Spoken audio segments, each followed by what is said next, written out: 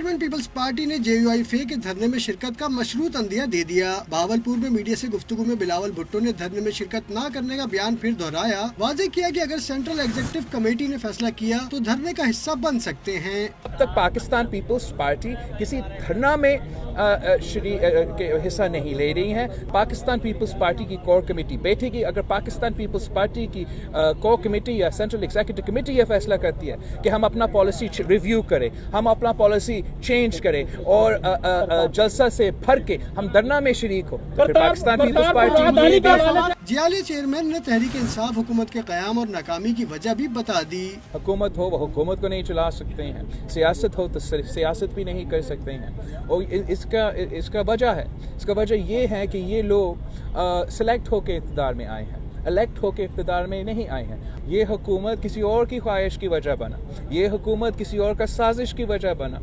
बिलावल भुट्टो जरदारी ने विक्टोरिया अस्पताल में ज़ेर इलाज सानिया तेजगाम के जख्मियों की अयादत की और वज़ीर रेलवे शेख रशीद के इस्तीफे का मुतालबा भी किया।